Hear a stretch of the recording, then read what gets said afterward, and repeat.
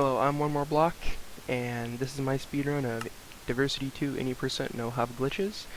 This run was set actually a fair amount of time ago, on the back in June, but I'm putting some post commentary over it now so that way I can upload it to YouTube, because I don't like to just upload stuff that doesn't have any commentary over it.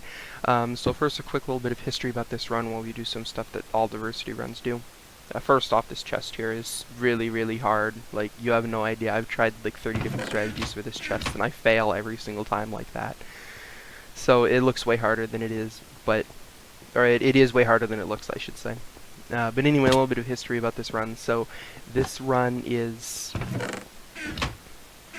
done like, well, not this run in particular, but Diversity 2's speedrun. The main categories are any percent and glitchless. And this is kind of the middle category between them. I created it, so this is in fact a world record because no one else runs this category. I definitely plan on uploading this run to YouTube. I don't know if I'm going to put it on like speedrun.com or anything, but because I'll need to create a whole new category for it, which I'm not sure that I really want to do.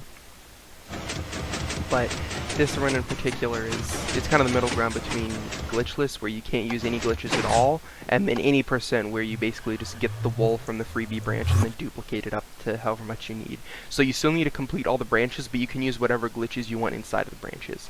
That's why it's any percent no hub glitches. So you can use any glitches that you want, but not glitches in the hub. So you can't go out of bounds in the hub, you can't duplicate the wool in the hub, and you also can't the last one, you can't go out of bounds, you can like use save and quit clip to do it. So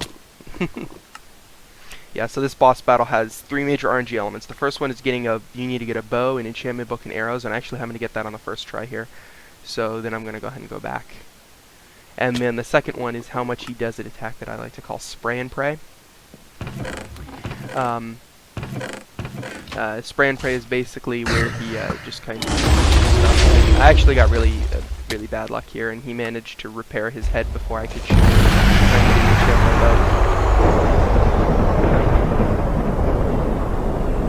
So unfortunately, he managed to repair his head. The goal here is you need to get the bow and the book and the arrows, and then you enchant the bow with the book, and then you shoot the dude.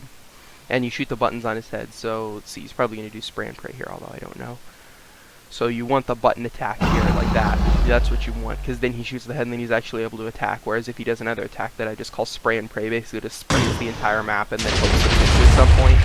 And that's that's the bad attack, because it just wastes time. It doesn't actually get you any closer to beating the boss. And he can do that however many times he wants after he's done with his shake attack. He does the shake and the lightning, and then the floor falls away and it spawns items, and then he can spray and pray as many times as he chooses. He just like does spray and pray. Yeah, he has a chance to do either the button attack or spray and pray, and then he just repeats that cycle every time he does spray and pray. And then every time he does the button attack, then he reverts back to the original cycle. So I think we should see spray and pray at least once during this run. I don't remember specifically, but it's pretty likely that we'll get spray and pray at some point. So we're just gonna kind of sit here and this run was pretty alright. It's obviously it's very improvable, especially with the route. I actually skipped the labyrinthian in this, and oh yeah, and that was spray and pray there that you just saw, where he just kind of sprays the whole map once, pretty much. And I just die to it because there's no penalty for dying in this branch. But anyway, as I was saying, I skip the labyrinthian branch, where I think it could actually be a lot more efficient if we were to skip the arena, because the arena wastes about almost 15 minutes of the run, whereas the labyrinthian would be about 10, so it would be actually more efficient to do that. But I don't know the route for the labyrinthian, which is why I skip it in this run. So I could actually you would probably go out and get a free world record if you know the labyrinthian and you do all the other glitches and stuff. Then you could get like a free world record, and it would be pretty nice actually. So that's something. If you want to get a free world record in this category, then just do the labyrinthian instead of the adventure branch, and then you get it. So he's gonna spray and pray again here. How many spray and prays? I think that's 2 spray and prays, which is alright RNG. It starts to get bad if he does above like 3 or 4. So he's at 3 now. If he does like 6 or so, that's where I think about resetting, because like I also reset if I get like over about 8 minutes in the money, so I'll 8:30 maybe. it's not even worth it to continue a run out of that because you're just starting off at a time loss. So we killed that guy. So the goal is to kill the wither skeletons and the skeletons. We've never seen this boss before. He just, and then the thing kind of explodes here. Yeah, nice job to that guy. We just proceed forward with shooting the skulls and waiting around. It's just a lot of waiting in this branch. It's unfortunate that we have to do it first, but we do because there's a lot of RNG as well. So it's pretty likely that you reset here. I probably lose about 50% of my runs here. Only about 50% of them get out of here. It's probably more than that. It's probably closer to 75% actually that I lose at this guy, because he's just so RNG heavy that it's not even worth it to try to. So I think that's probably the 4th or 5th frame right now. I'm not even sure anymore. It doesn't matter though, because we proceed with the run anyway. So. Which, I don't think this is a great time. It might have actually been a gold, I'm not sure though. I don't remember. So we'll just wait for this, finish hitting this guy, and he's dead now. I don't remember if this was a gold or not, or if I got a gold on a later run. Actually, my last run that I did just before recording the commentary here, I did get a new gold split by like 20 seconds, because he only did spray and pray like twice.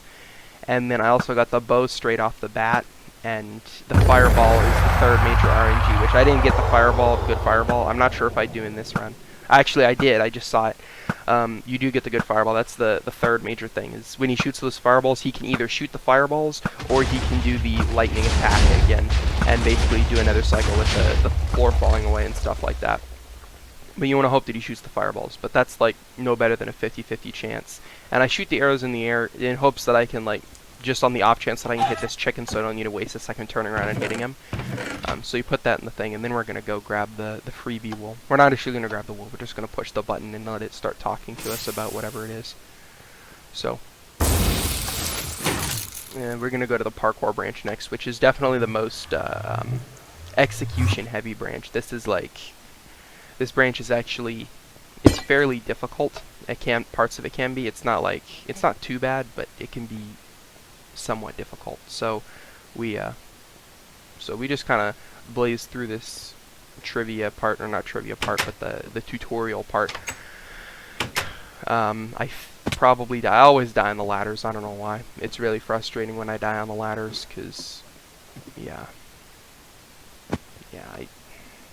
the ladders, this is like one of the hardest sections in the whole thing, besides the advanced. The advanced is harder, but that's really frustrating, that part. So the levers are just there to let you get back. If you don't already know, the best way to get back is just either walk backwards, or it's a little bit faster to turn around and jump backwards like that. So the new strat here is to go to advanced first by jumping to the left there, and basically you use the part where you get up to the top, you go around that little staircase there on the side of the tower, and then you jump off of it and onto the advanced line, and then you just do advanced first, because that's the most likely one where you're going to reset. So this is like, yeah. Having only failed the whatchamacallit, the ladder parkour so far, we're doing pretty good. Basic isn't too bad though. Basic I usually get first try, because most of the jumps are like pretty easy. You don't even use all the blocks, that's how good the jumps are. So I failed the intermediate there. So this is definitely not the best parkour branch, because I failed it quite a bit. If you're wondering why I'm punching while jumping, that's just something that I do in order to help. I don't know if it helps me time my jumps, but I find that it actually helps me advance better, just like more effectively through the game, as opposed to if I'm not punching. I don't really do it anymore, but I used to do it every single time that I would jump, and it would just kind of help me time my jumps with the punches. And it'll kind of sync up my thumb on the space bar and my finger on the mouse together, and just kind of do this. So this section is frustrating.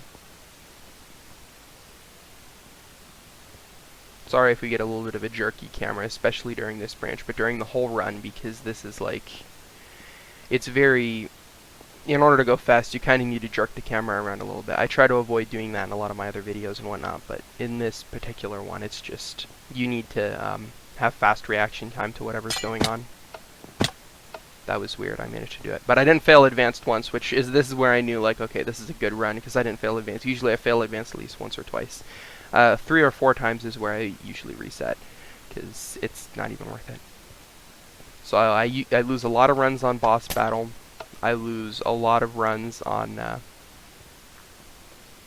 the parkour. But usually once I make it out of those 2 branches, then I can just play it all the way to the end without the fear of resetting. There's a few times that I've had to reset, but that was also a really good out of bounds. That was, what, like 4th or 5th try, so I'll accept that. I'm not sure. My gold split is very tight on parkour. You need to get there really early in order to get the gold split, because my gold parkour is really, really good, if I remember correctly. It's from an older run. I'm not sure what it was. I might need to go through my videos file and just look for it, and maybe I can find it. But I still got green on parkour, which is good. So we get the labyrinthian die, and then we craft the wool.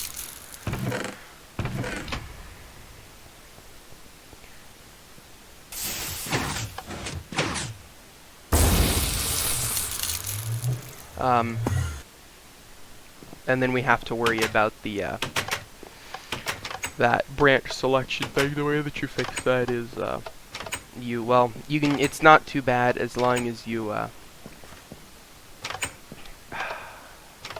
the branch selection's not bad. As long as you don't, like, you need to push it later and then it doesn't work. There's an audio cue, but I don't usually play with the audio. I usually listen to music while I'm playing the game, and I don't even listen to the audio.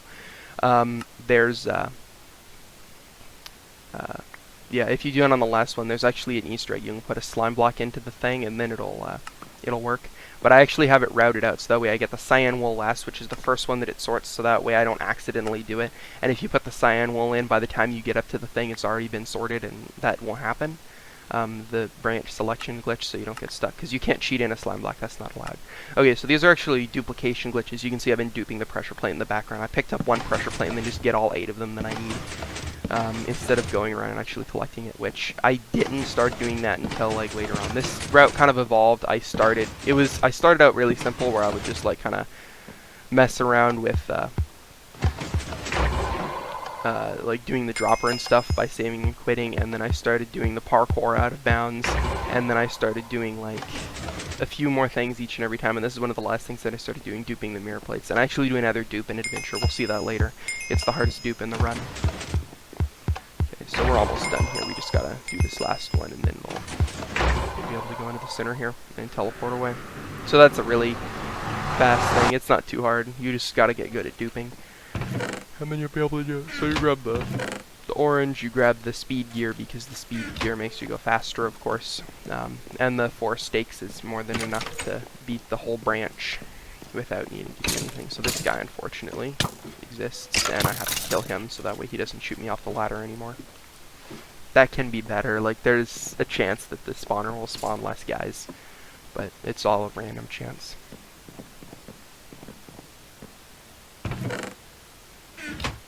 So now we dupe the key.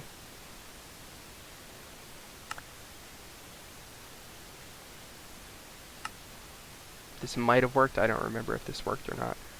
Yes, it did work. So that's actually a really good dupe. That's the hardest dupe in the game, because there's not really a good visual cue for it. So you just kind of have to pause buffer and hope that you're really good at pause buffering in order to get that dupe. I should mention that this category is timed with in-game time, because we actually spend a lot of time on the pause menu and reloading, because we're duplicating items, and also saving and quitting during the dropper branch, for example. So you can, depending on the speed of your computer, you can actually get a fast in-game time, but the in-game time doesn't matter for this category, or the RTA time, I should say. The RTA time doesn't matter for this category. It's all timed with in-game time, which is, you can see on my bottom taskbar, the rightmost icon is another Minecraft window. That's not actually a Minecraft window. That's actually a program written by the speedrunning community that times the thing. So you can see I grab the wool by throwing the orange essence in, and then I just jump off the thing, which kills you faster. Normally it's supposed to teleport you back to the main dimension, and then you, like the non-orange dimension, and then you just kind of do that. And then you just fall down, but I jump off in order to kill myself earlier and get back earlier, so it doesn't teleport me. I just die. You can see that I got a gold on adventure. Note that also here that I pause here in order to reduce lag, because the guys take forever to load in all the skulls and it lags really badly, and it says that the lag spike is temporary. So I select easy difficulty because it's obviously the easiest difficulty. I don't need to worry about the mobs that just don't do as much damage on that category, or not the category, but the thing. And there's not really, it doesn't really matter what difficulty you pick. So easy is just the fastest, so we pick that. So now we dupe the diamond, and this is going to be quite a few dupes. It's basically just this.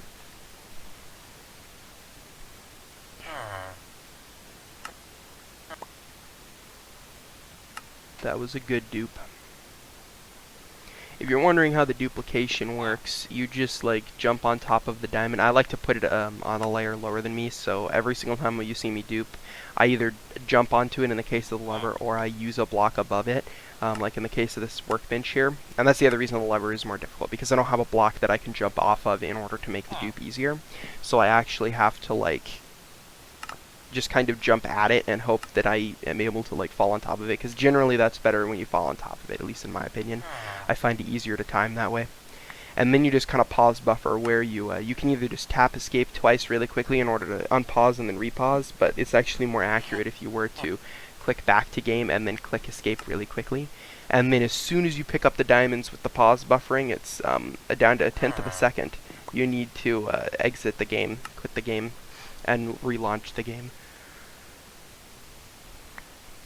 Or not quit the game, but like exit out of the map and then restart it. And then you can see that like it's partially in your inventory but still on the ground, and so it like you go and the items are both in your inventory and on the ground, and then you pick them up again.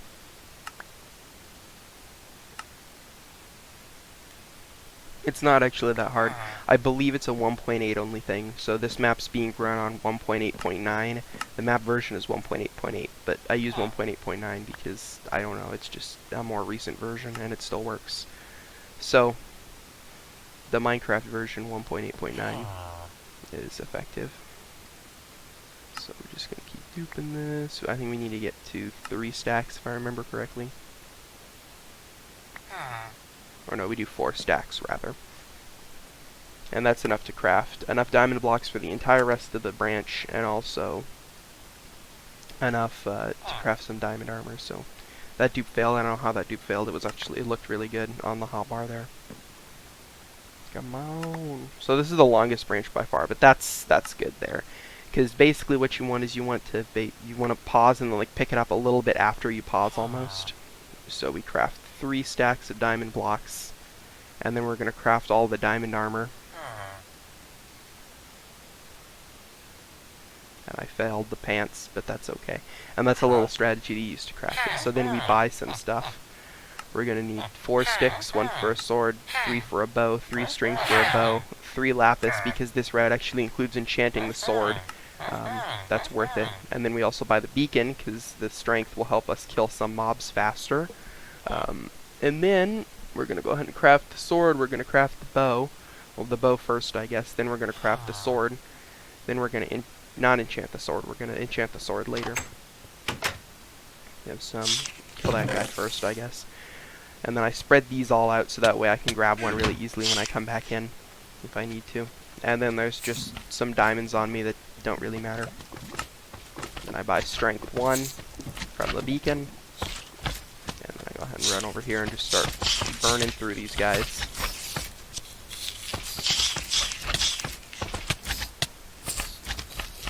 And I realized I forgot to grab a diamond block, so I have to run back and grab one, which is a little bit unfortunate. I don't know how I forgot that, but I go ahead and open the spiders on the way, and then I go ahead and... Do I grab 2 diamond blocks? Yes, I just somehow... I must have like clicked on live split or something and accidentally opened that while I was in the chest inventory.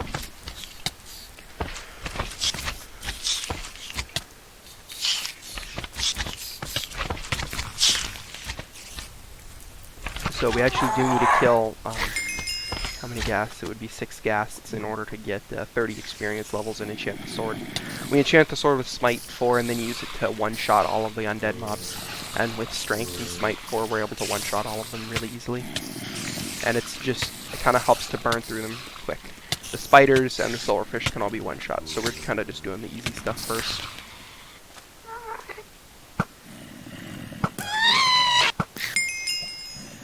So, the ghasts, we only need the 6 ghasts, and then we just start ignoring the ghasts because they don't really do anything, because most of the time we're actually sitting in the cages.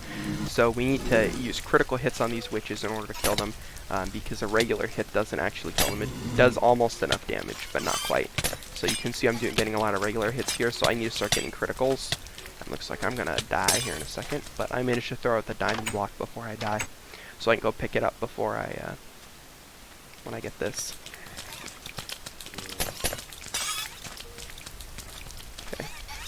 Guys, they like to throw potions at each other, and then it's mainly the potions that they throw at each other that are annoying and not really the witches themselves. But you can just kind of like camp the outside of their cage a little bit and just kind of reach in there and get them while they're distracted with each other. So then I have poison, so I get rid of the poison by dying, and it also helps me get back to the spawn point faster. So I can do it. So next I do magma cubes. I'm very carefully looking to make sure that I don't accidentally open a undead mob because I'm not ready for those guys yet. I still want to get Smite on my sword in order to get them faster. There's 3 undead guys. There's the zombies, the skeletons, and the pigmen. Okay? And so you can see I'm trying to block hit these slimes a little bit by basically, the way I block it is I butterfly click my, both buttons of my mouse simultaneously by just using my middle finger on the right click and then my pointer finger on the left click, and then I quickly alternate between them in order to block hit, which is a PvP technique, but it can be used to help not take as much damage from those slimes, which I don't usually do that. It's just something that I did, and it can be useful because they're all kind of crammed in there hitting you at the same time. These Guardians take 2 hits whether you crit them or not, so I don't even bother. It's easier not to anyway, so.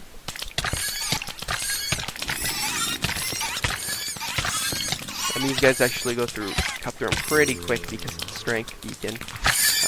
It's pretty nice. So.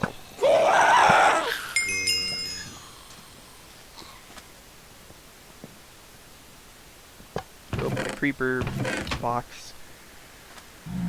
And we'll see soon here that. Here we go, these guys are all gonna die. Whenever I'm playing Arena, I always can't wait to get out of Arena. I used to, when I played the game casually, when I played it for the first time, I used to really like Arena because I thought it was just kind of creative, that you would need to kill all the dudes, but I don't think it's really that good anymore in the speedrun. It's just kind of boring. It wastes like 12 to 15 minutes depending on how good you are at it. So now that I have 30 levels, I'm going to go ahead and enchant the sword and get Smite 4 on the sword. Because this was a single player world at the last point, the enchantment seed is always the same. The RNG seed for the enchantments is always the same, so you always get Smite 4 no matter what on that enchantment. I tried to route for sharpness, but I figured out there's no way to get sharpness. It's not possible with those things. So these pigmen will also start to come over towards you. And note that the pigmen are automatically aggro on you, just how they spawn from the spawners and command blocks. Also note that I'm not killing the gas anymore, they don't matter, because we're inside the cages most of the time. They don't even shoot at you, and the occasional time that they do is like, it doesn't really matter, they just kind of fly away and do whatever they're going to do, and they don't matter. The pigmen can do quite a bit of damage to you and actually do stuff to you, so I just ignore the ghast. It's fine. We get pin cushion by the time we're out of this area.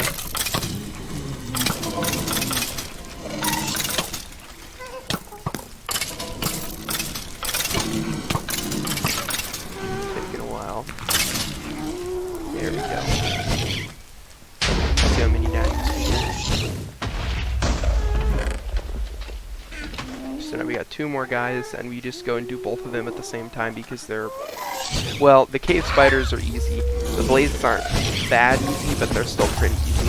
So I kill the cave spiders first because they barely do any damage to me with my diamond armor. That I only have I'm only like 3 cards down by the time I go fight the blazes, and they do a fair amount of damage to me, but it still doesn't really matter how much I'm doing.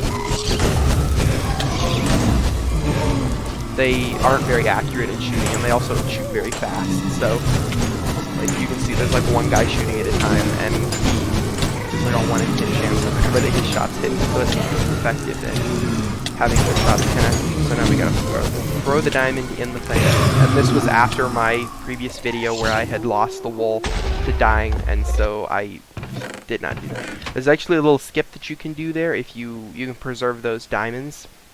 It's not really a skip, but you can use it in Survival Branch to craft a pickaxe faster. So we do Dropper next, because Dropper is whatever. It's not a hard branch, because we use the save and quit glitch in order to break it to some extent.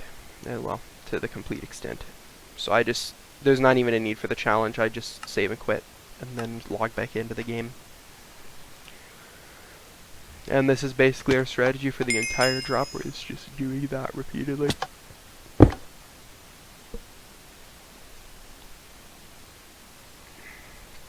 You actually need to remember the code. This is the only one where we use the water and we don't save and quit. 81367294 is the code if you don't already know.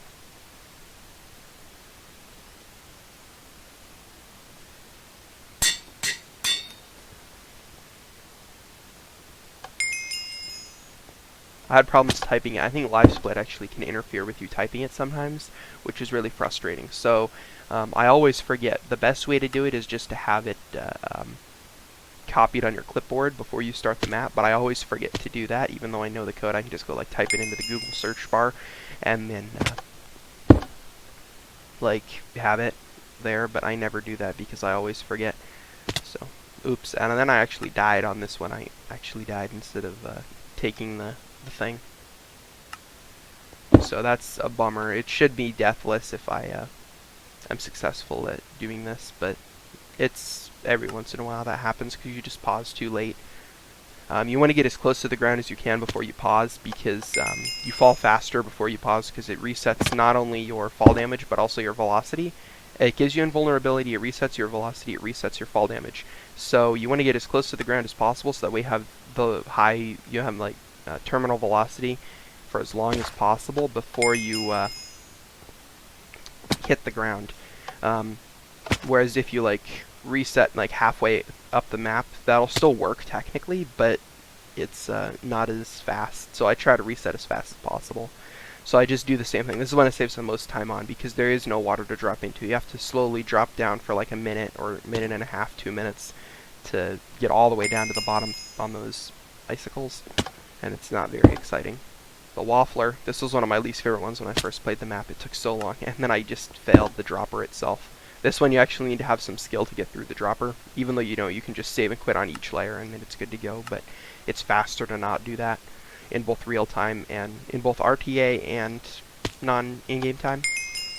In-game time by only a little bit, but it's still faster because you again reach terminal velocity. So this thing, and then we go this way for this this thing, and then we just fall as close as we can to the wall, and you just want to press up against it pretty much. You get as close to that button as you can, and then get it. It also saves a fair amount of time. It doesn't save quite as much as it does because the speedrun strat is to actually fall into the lava and then let the lava reset your fall damage in glitchless. That's how you do it in glitchless.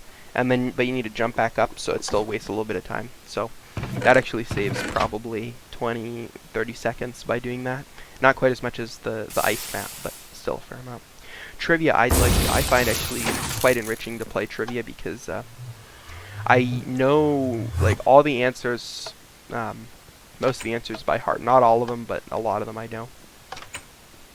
So this is a pretty good thing. I need to look at some of the earlier ones because I mess up the earlier ones. So I did actually get a question wrong, but it didn't waste any time. That was, out of all the questions that you can get wrong, that's a pretty good one because it doesn't waste any time. You just hit the pressure plate and then, oops, go in the other door. It does waste, I guess, like half a second, but it's pretty negligible. I fail these first ones, but then once I get to the later ones, then I'll actually do it. So this is the first question after this one that I know, like, for sure what it is. I just start knowing the questions after this for some reason, the later ones. I don't know why it takes so long for me to find the right answer. There we go. So now is where I start doing it. Doing the whole just run forward and hope thing. Or actually, I don't hope. I know what the answers are. It's the portals. This one is the wooden slab, because it's a smelting question. This is the one with the tree, so it's over there. This is the flaming skull. This one I remember. This is the page question. That's 50 pages. That's the daylight sensor. And that is the minecart, because it's an entity. That's the southeast rule. I'll stop saying them now, because you probably don't need to know.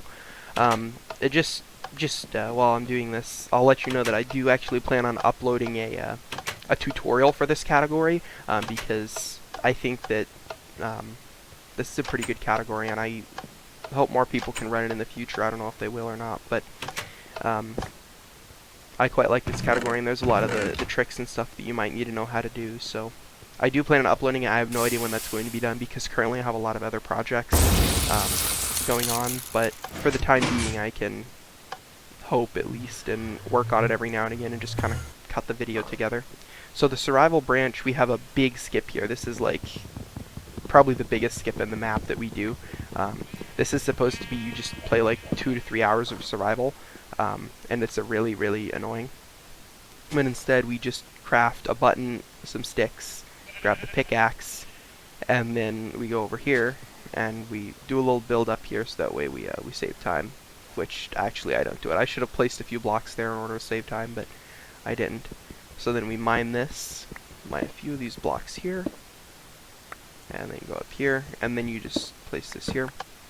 And technically we don't tamper with any of the stuff inside of the bedrock box. We just place a button on the outside of the box in the house, and then it gives me the stuff. So really, really easy to do. Notice how we're doing escape last. I also forgot to split on survival, so I'm just going to skip the split. I always forget to split on survival for some reason, so I skip the split here. I will later. I don't know when I realize it finally.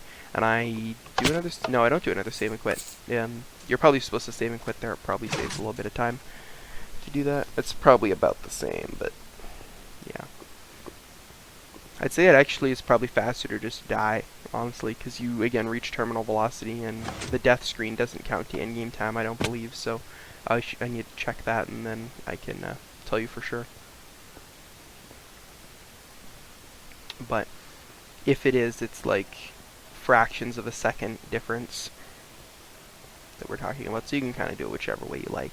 If you like to exploit the map, then you can save and quit. If you want to be like, I don't want to die, then you can do that. Yeah, so I realized I messed up survival, so I went ahead and just did the, used my hotkey to skip the split. So unfortunately I don't have a split for survival, and I never do, because I always forget survival to split after it, because it's just such a fast branch. It's like a minute.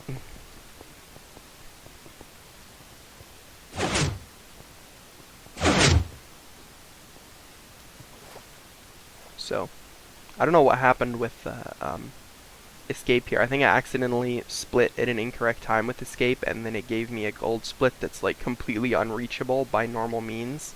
Like not even, like even if you were to play this branch absolutely perfectly, you can't do it by normal means. So this is the water puzzle here, and I know exactly how to get through it because I've played it so much. But it's just kind of a maze that you need to know the direction to go. It's a really simple maze though. You just pick a direction. It doesn't have any loops or anything. There's dead ends, but like it's a fork in the road. You can go either left or right or straight or left or whatever. There's a fork in the road, and then one of them has a dead end, one of them has the way on, and then on the way on the dead end there's a little air hole that you can get air from, and then the left, and then the other side, it's the way on, and then it just has another fork in the road, and then it repeats that process like 6 times or so. So it's really, really easy to do that, because it's not even like a maze, like the labyrinth movie or whatever. Like a maze. It's just kind of like a fork in the road after a previous fork in the road, with a fork in the road after that. So you can jump through 2 of these things at the same time if you don't already know. It's just a little time save. I believe it's actually possible to do 3, but it's so tight that it's like, yeah. And then I just die because it's faster to get back after dying. So this room, usually I die once. Let's see what happens though, because I try to save time, and I try to save time once, and then if I fail, then I like usually just stop saving time. It's really unfortunate that I died here like twice, or however many times I may have died, I don't even know. It's just, yeah, it looks like I go for the time save again, even though I had died once already. It's actually pretty common to die on that jump right there, because it's just, it's really tough with the fence gate throwing you off, plus you only have the 2-block gap that you need to get in. Might actually be faster to run back there and die in the lava instead of going up the stairs, I'm not sure. I should time that at some point and see what's faster. So this is the last save and quit I believe that we use in the run. We just go ahead and save and quit out of here, and then in we go. Perfect. And that just saves a little bit of time, so we don't need to like go down the stairs like with the dropper branch or whatever. You try to make it on the cactuses, but usually you don't, so you just do that. The combination, the combination, I actually had to look up the combination for the longest time, like actually go back and grab the things. I don't believe I do it in this run. Yeah, I know the combination in this run. For some reason it didn't register the last skull. That top skull is always the last one that I do. Yeah, that's my strategy for the combination. I turn the left skull to so it's facing right, and then I click the bottom skull once, and then I make that skull I click all the times possible. And then that guy, you can spawn him in the wool area, but if you take his bones and stuff, but there's no need to. You can just like close the chest again, and then the wool opens. So, for some reason, that chest is way easier to open and close fast, in my opinion, than the one at the introduction with the books in it. And again, I forgot to split escape, so whatever. As long as I split the end correctly, it's okay. That's the one that really matters, I guess. So this puzzle branch is very easy to exploit using the hint book. What you're supposed to do is you're supposed to assign a hint if you want a hint, or assign it to the hub if you want to go back to the hub. And the hub gives you like a text. You can choose to go back to the hub or stay there, and tries to make you feel bad about quitting, but you can just go back. But I don't use that. I just use the hint function of it, where it gives you a hint. And the thing about the hints is, if you use enough hints, it either like solves the puzzle for you in the case of some of the puzzles, or like gives you the solution, where it's like, here's the map that gets you to the end of the maze. Here's the logic puzzle solution. I just cloned it in for you, so it just gives you the solution and solves it for you. Or you do it. So this is one of the ones where it doesn't. It kind of solves it for you, but like, yeah, this guy, he's gonna go out. Of course he is, because that's the way that he is. So I actually need to reset the sheep here because that guy went in the wrong pin. Those guys are so frustrating. So I just have the solution to these guys memorized. I fed that guy the wheat. Now he's in love with someone. This is a really painful sheep section. I mean, I used to have to sign the hint book and then like get the solution to the puzzle, but I don't do that anymore because I actually just know the solution now. Thomas is green in the center because he's special. Like, I just have like not really a mnemonic for it, but just I know the positions.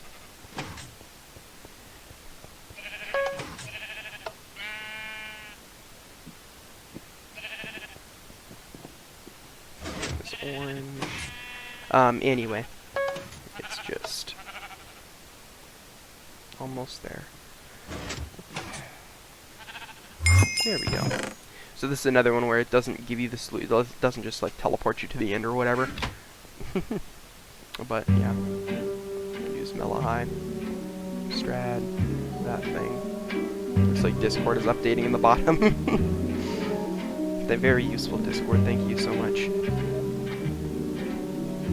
So this is the thing. It says to turn down your jukebox volume before you go in here, but there's not even a need to. You can just kind of ignore it and deal with the sound of it. Again, I don't even play with the game audio usually, so we're hearing the game audio, but I never heard it when I was doing the run. So if you hint, we need to kind of like 3 or 4 times here, and then it's gonna like mostly solve the puzzle for you minus like 1 thing.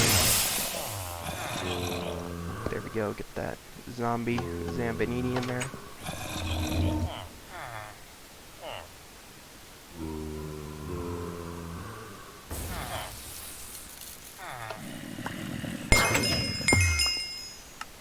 sign this hint again.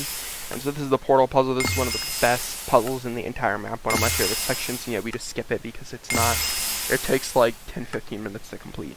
No, probably close to like 10. As speed strats, of course. So, I'm not playing that.